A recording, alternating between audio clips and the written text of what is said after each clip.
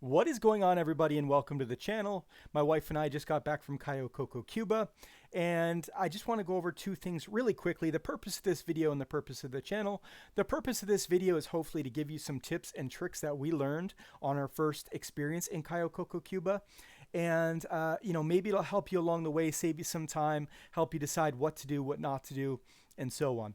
The purpose of this channel is kind of along the same lines in that my wife and I, we do a lot of traveling. We generally don't go to the same country twice. We've made the exception, I think, one time in our lives where we have gone back to the same place twice. But for the most part, we do not. And so we always find ourselves doing our research, looking at YouTube, using the intergalactic websites to kind of find out, where we're traveling to, what is there to do, what is there to experience, what's the food like, kind of put our expectations in check, which is generally a good thing, especially for Cuba. It kind of gave us an idea what to expect and didn't set us up for any kind of disappointment or anything like that. So that is the purpose of the video. That is the purpose of the channel. And now let's dive into what exactly we did, what was worth it, what wasn't worth it. So the first tip that I would have has to do with our cell phone coverage. We are in no way affiliated or paid by AirAllo. There are plenty of websites that do the same thing, and a lot of them are actually very comparable in price, if not exactly the same price. But I'll tell you, they were cheaper online doing it this way rather than buying a physical SIM card in Cuba that we saw. So this is something called an eSIM. Generally, in the past, what's happened is you've gone to Kudo, TELUS, wherever, and you've had to install a physical SIM in your phone. It's like a little tiny micro nano card. And these are for newer phones. They're called eSIMs. And so what they do is you download the app or you go to the website and you can purchase a package for the country that you're going to. Once you've installed the app or bought your SIM card, it will then download to your phone. And once you touch down in the country that you bought your package for, it will detect a signal and essentially you're pretty much connected right away. So we did take our physical SIM card out from TELUS just to make sure that we didn't do any kind of roaming or anything like that. We did have to purchase two of these. They were $9.50 US each. But if you're Canadian like us and you've got, TELUS, Rogers, Kudo, Virgin, whoever, a lot of those packages are at least $15 a day, whether it's roam from home or whatever your provider offers. A lot of them are $15 a day. And, that's going to add up over the course of a week.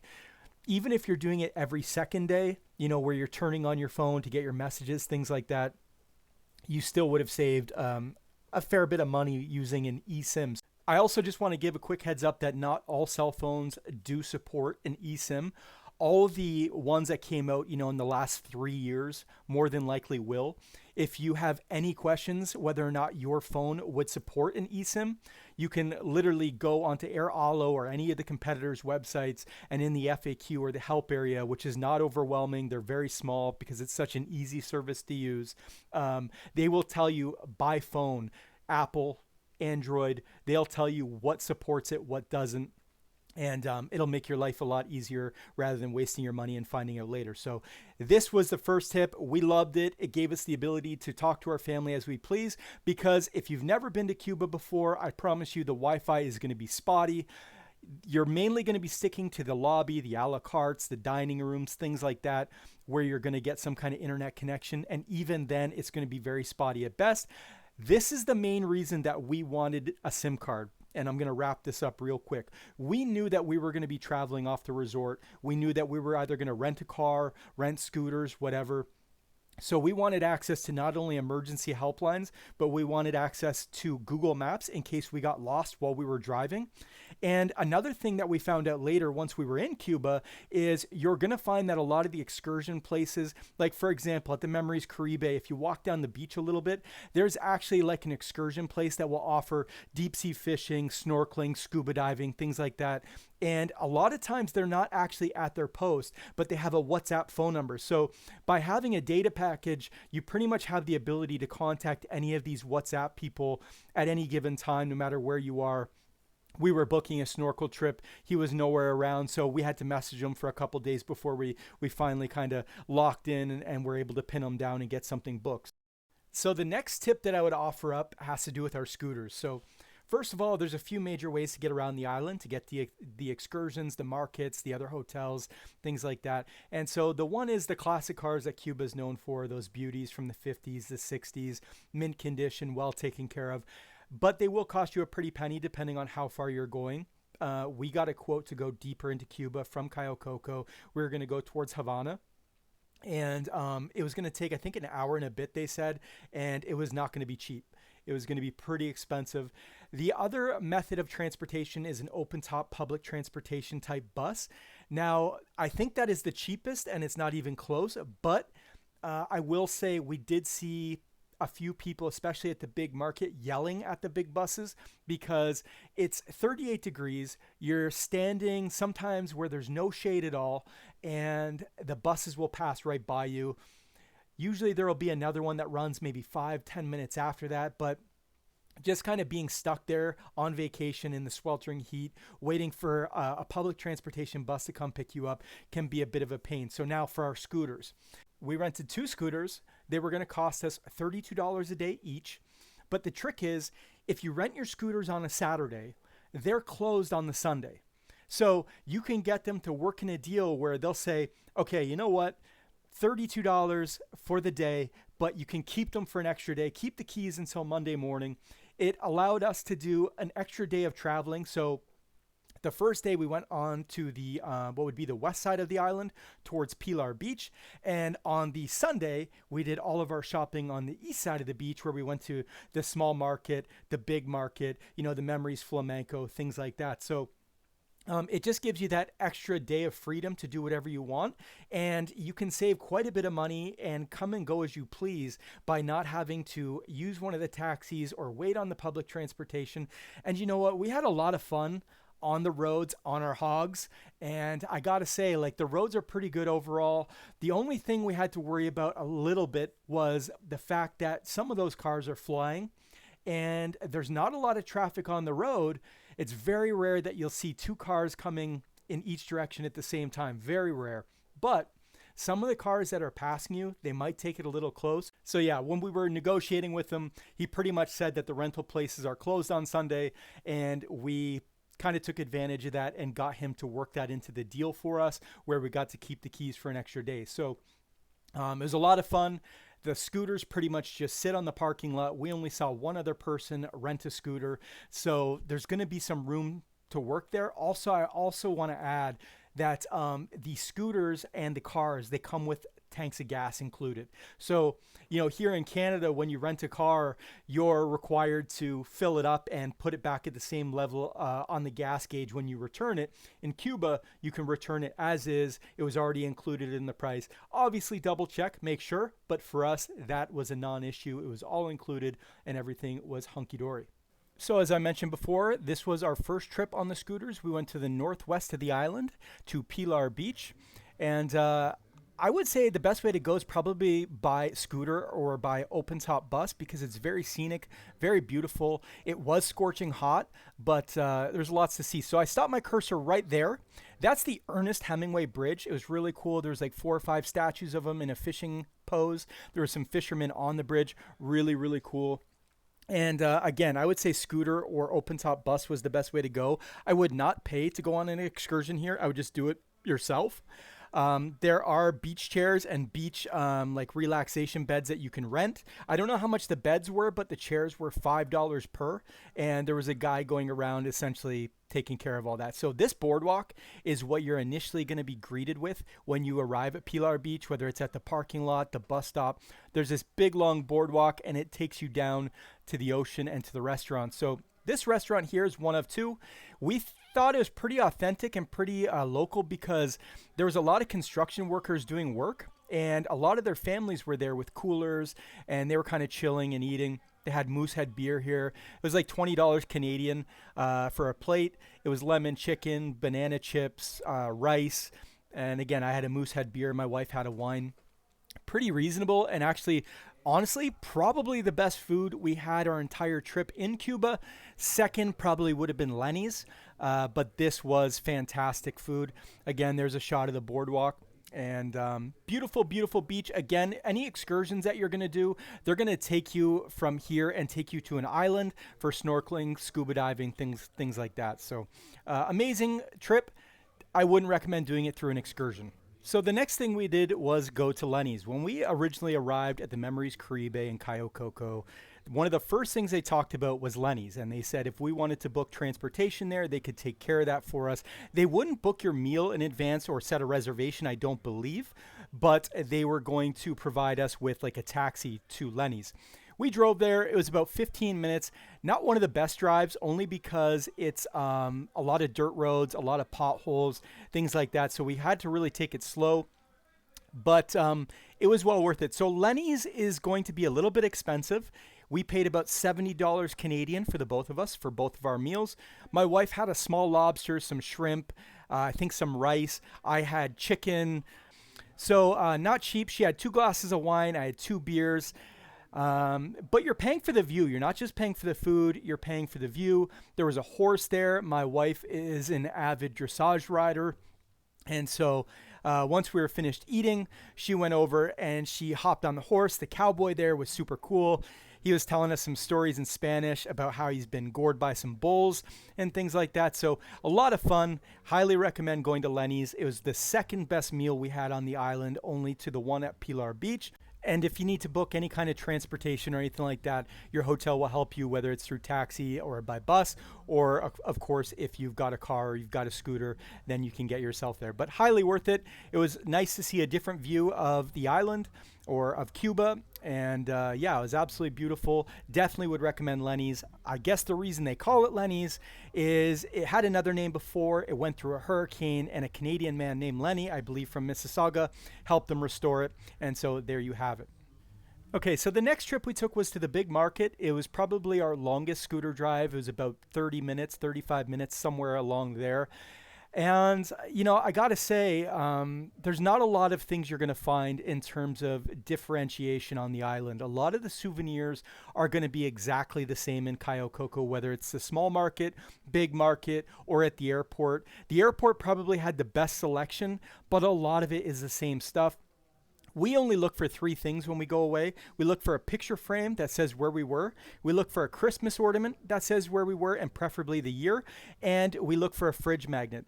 We were able to find both, no problem. The only thing you will not find on Cayo Coco or in Cuba is a Christmas decoration. So we had to improvise. We bought like this, I don't know if it was a magnet, some kind of decoration, and all we're going to do is, you know, poke a couple holes in it and put something through it so that we can put it on the tree. But not a whole bunch going on. This is a picture of the stalls at the big market. When I show you the small market, I'll show you them. They're a little bit different. I would say there's a little bit more to do at the small market, at least for now. But by the time you're seeing this video, the construction that was going on at the big market, where they were adding new stalls for the for vendors, things like that, it's probably going to be much bigger, you know, in a year, 2 years, something like that. And last but not least, the small market. The small market is probably going to be your best bet. One, because it's the shortest distance. It's about 10 minutes down the road. It's somewhere near the Memories Flamenco. And it's going to have exactly the same stuff. On top of that, they've got a pretty sweet bowling alley. It doesn't have a lot of lanes, but it is very, very nice, very fancy, very modern. We didn't go in, but other travelers were showing us the photos of inside. There's a restaurant there, and there's, I believe, like a hotel owns a shop in there with clothing, things like that. So there's a lot more to do. You could definitely spend a lot more of the day at the small market. You could spend at least a few hours, you know, if you're going to bowl, go eat some food and whatnot. There was also a horse and buggy. Again, honestly, I would just take a public bus or rent a car or a scooter, because I think my personal opinion, a taxi might just be a little bit too expensive. Okay, so I'm going to save the last excursion, if you want to call it an excursion, for last, because to me, it was the best value that we did in all of Cuba. So first, I'm going to talk about the things that we didn't do. You have the option to go swimming with the dolphins. We did that in 2015 or 2016 in Honduras. Amazing. They allot you a certain amount of time to take pictures with the dolphins. I think you get a half hour swimming with the dolphins, and you can actually feed them out of your hand. pretty cool experience, but we had already done it, so we didn't really have any desire to do it again. Another thing they had was a crocodile farm. It sounded kind of like a tourist trap to us, so we never even bothered, but that is another option in Cayo Coco that we did see. We just didn't partake. So now, for me personally, the best excursion or the best money that we spent on the entire trip was something called Airport VIP. So very briefly, when we arrived in Cayo Coco, it was chaos. We got off the plane, everything was business as usual. You take everything you brought with you, you go into the airport, you take in your visa or immigration paper that you had filled out on the plane, and they're going to take your photo. Well, there's like a bunch of these booths that everybody's going through, and they're kind of all in a line. And there's a door that you walk through that you can't see on the other side. Well, when you came out on the other side, everybody was waiting for their bags, and you had to go through security again. So there was no line queue, there was no nothing. So what was happening is you had people that had been waiting for 25, 30 minutes already, no airflow, no air conditioning, scorching heat. And so people were coming out of those doors, and they were actually getting in front of people that had already been waiting for 25, 30 minutes. Tension started getting really crazy. Saw a couple guys do some crazy things, bowling women over. They finally just had enough, and they just started like pretty much running through the crowd like a bull through a stampede. So we said, you know what? On the way home, we had heard and seen something called Airport VIP. So we went ahead and booked that through our representative that was representing the company we had gone with. And it was $28 per person. And they made sure that there was room. They had to call the airport in advance. And keep in mind, you got to do this at least a few days before you're leaving. If you're too late to the party, trust me, you won't get in. So they'll give you a paper ticket. And when you arrive at the airport, where you normally line up or queue up to put your belly luggage, on the plane, where they, scale it up and give you tags, you'll actually have your own line. Then you'll go through security like everybody else. There is a VIP section, but I noticed that wasn't moving any faster or slower than the other ones. And then what's going to happen is you go through a set of doors that the other people will not, and you'll be met with a VIP hostess who will then allow you access into this air-conditioned room that has food and drinks. It's all been included in your $28. There's couches, there's TVs, there's private bathrooms, and there's going to be airport staff coming in and out, making sure that you make your flight.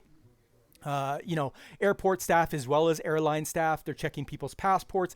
Now, I got to say, there was some weird things going on there where they were actually taking people's passports and leaving the room. I've never seen that before. They were asking some Canadians for their passports. It was a very select few. They left the room and they didn't come back for 5 or 6 minutes. Thankfully, they did come back with the passports, but that was pretty crazy. There was a lot of people talking, and anyways, definitely worth it. The Airport VIP, highly recommend it. We went upstairs into the general population area with the general public because my wife wanted to see what kind of souvenirs did they have there. So we went upstairs through a back staircase that you have access to, and I'm telling you, it was scorching hot. You've got cats walking around, probably controlling the pests in the area, and people are fanning themselves. The walkways were really small to walk through. Not a lot of seating. It was scorching hot. It was 38 degrees that day. This is a nighttime flight, and it was still hot. I can't imagine for the people that left maybe 1 p.m., 2 p.m. that day. It was so hot that they were even cooling the plane when we boarded. It was just like a big fog once you boarded. But I got to tell you, for $28 per person, American, it was the best excursion or the best thing that we booked, only because it allowed us to keep our sanity on a travel day.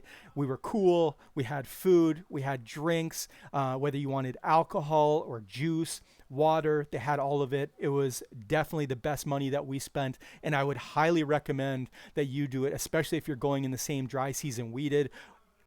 So that was pretty much everything we did off the resort, and we will probably make another video documenting things we did, tips, tricks for on the resort at the Memories Caribe, things we liked. And overall, we had a fantastic time. Really, really surprised by how good the food was in Cuba because we had heard stories. But yeah, that's pretty much it for this video. Thank you very much for watching, and love you guys very much.